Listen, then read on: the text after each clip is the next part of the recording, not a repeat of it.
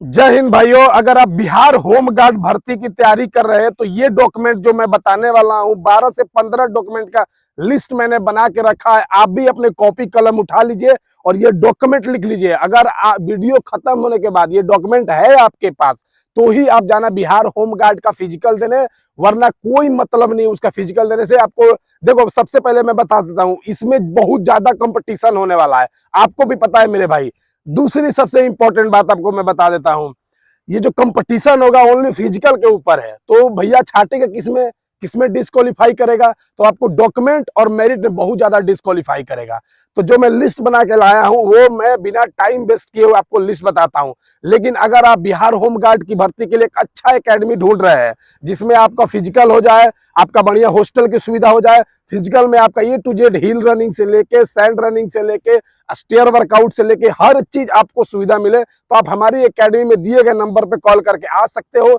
Home guard का new batch start है जिसमें आपका रहना खाना फिजिकल ट्रेनिंग का मात्र 4,000 रुपए हम लेते हैं। ठीक है, हमारी एकेडमी धनबाद में है। दिए गए नंबर पर कॉल करिए, आपको सारे डिटेल्स बता दिया जाएगा कैसे आना है। ठीक है, चलो हमने लिस्ट बनाया है, आप भी लिखते जाना।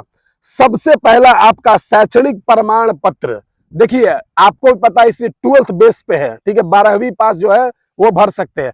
तो 12th का और 10th का मूल प्रमाण पत्र और मार्कशीट और सारा डॉक्यूमेंट। अब मैं बताता हूं, देखो अगर आप पास करते हो 10th और 12th तो आपको मार्कशीट मिलता है, ना कि आपको सर्टिफिकेट मिलता है। जो वो सर्टिफिकेट है जो आप पास करते हो उसके 1 से 2 साल बाद फिर से आपके स्कूल में दिया जाता है, समझ गए? तो वो सर्टिफिकेट और ये मार्कशीट, एडमिट कार्ड, पंजीयन पत्र, ए टू जेड जो 10-12 का डॉक्यूमेंट है वो आपका ओरिजिनल और कॉपी दोनों ही अपना फिजिकल आपका यहाँ देने जाइएगा, लेके जाइएगा। ठीक है, उसके बाद दोस्तों आपका कास्ट प्रमाण पत्र लगेगा जिसको हम जाति प्रमाण पत्र बोलते हैं। अब ये किसका किसका लगेगा? OBC, SC, ST. जो जनरल कास्ट वाले हैं उनके लिए जाति प्रमाण पत्र मान्य नहीं है। ठीक है, वो आपका जो है जो ओबीसी, एसटी, एससी उनके लिए, ठीक है, जाति प्रमाण पत्र। चलिए आगे हम बढ़ते हैं। निवास प्रमाण पत्र, रेसिडेंशियल सर्टिफिकेट, आवासीय प्रमाण पत्र। ये दोस्तों आवासीय प्रमाण पत्र आपका जिस डिस्ट्रिक्ट से आप भरिएगा उस डिस्ट्रिक्ट का आवासीय प्रमाण पत्र चाहिए। अब इसमें कंफ्यूजन एक अनुमंडल का चाहिए नहीं, आपका ब्लॉक तक सीमित रहेगा आपका जो आवासीय प्रमाण पत्र। ठीक है, अब मैं आपको एक चीज बता देता हूं, आवासीय प्रमाण फॉरम डेट लास्ट जो फॉरम डेट है जो हमारा होम गार्ड का उसके पहले का बना होना चाहिए। ठीक है, अब हम आगे बढ़ते हैं। आधार कार्ड, ठीक है।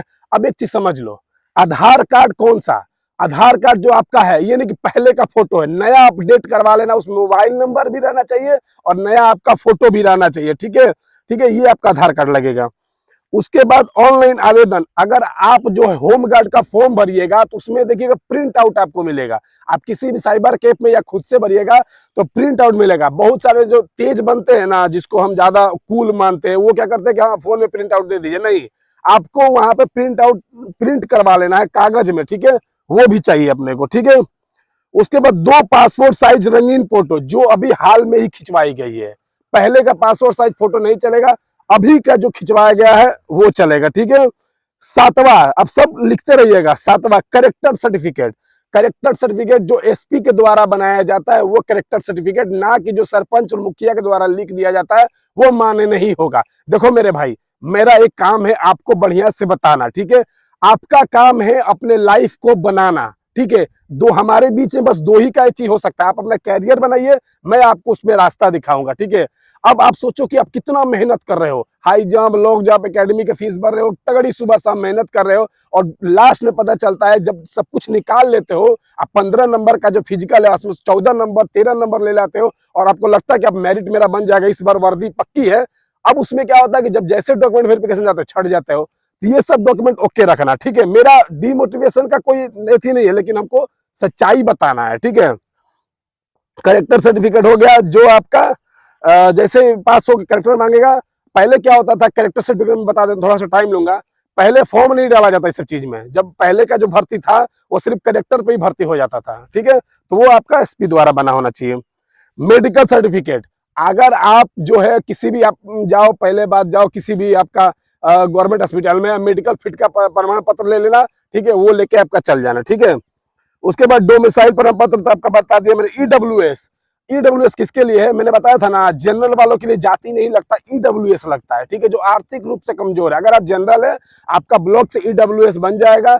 आपका अगर आप छूट चाहते हैं, जनरल वालों को मैं बता रहा हूं, जैसे मान लो कि जनरल वाला का कट ऑफ गया अप्रोक्स रख लो 12, ठीक है, तो गारंटी दे रहा हूं, इसी वीडियो में देख लेना, 10 पॉइंट कुछ से लेकर 10 या 11 तक आपका ईडब्ल्यूएस का जाएगा। तो भाई कुछ तो छूट मिल रहा है ना, ये बात है, ठीक है।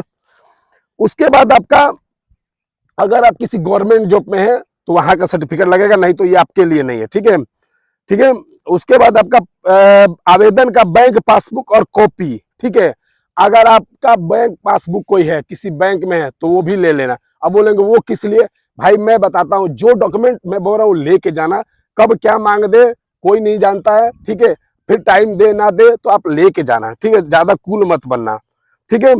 अब एक चीज बता देता हूं, ठीक है, पुराने जाति प्रमाण पत्र एज ए 2015, 17 और 18, जो पुराने कास्ट सर्टिफिकेट है वो मान्य, आपके नहीं होंगे, हाल का ही चाहिए, ठीक है। ओबीसी में जो बीसी ईबीसी आते हैं उनके लिए एनसीएल प्रमाण पत्र चाहिए, ठीक है। एनसीएल प्रमाण पत्र आप लेके जाना, और ये भी एनसीएल प्रमाण पत्र हाल फिलहाल का आपका होना चाहिए, ठीक है। हाँ, 1 साल का वैलिडिटी है, मैंने जो वैलिड है 1 साल का, जो इसको हिंदी में क्या बोलते हैं, जो 1 साल का वैधता, क्या उसको हिंदी, जो मैंने मान्य होगा 1 साल के अंदर का होगा, ठीक है। उसके बाद एनसीएल प्रमाण पत्र जिला अधिकारी, डीएम या अनुमंडल अधिकारी, एसडीओ द्वारा किया जाना चाहिए, ठीक है। 2 एनसीएल, एसटी एससी जो उम्मीदवार कैटेगरी के एनसीएल की, उनको कोई आवश्यकता नहीं है, कोई जरूरत नहीं है आपको एनसीएल का, जो एसटी एससी है, ठीक है।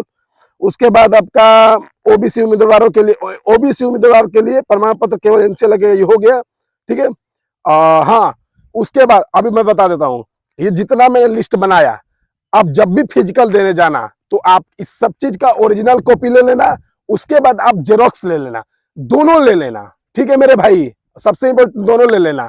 और आपको बता देता हूं, आप बढ़िया से फिजिकल करो, कोई भी परेशानी आता है, अगर आपका लगता है कि मैं आर्थिक रूप से कमजोर हूं, मैं एकेडमी नहीं ज्वाइन कर सकता, फिर भी मैं आपके लिए मदद करने के लिए खड़ा हूं, कोई इश्यू नहीं है। आप व्हाट्सएप पे हमारे जुड़ जाना, हम लिंक दे देंगे डिस्क्रिप्शन में, हमारा चैनल है व्हाट्सएप पॉडकास्ट का, वहां पर लिंक दे देंगे। कुछ भी आप वहां से पूछना होगा कि भैया मेरा सीन पेन हो रहा, मेरा नी पेन हो रहा, मेरा मसल क्रैम्प है, मेरा स्पीड नहीं बढ़ रहा, मेरा लॉन्ग जंप इंप्रूव नहीं हो रहा, हाई जंप में थोड़ा दिक्कत हो रहा, हर चीज का आपको टेक्निक बना दूंगा। थोड़ा वीडियो इसका सेंड कर देना आप कैसे करते हो, ठीक है।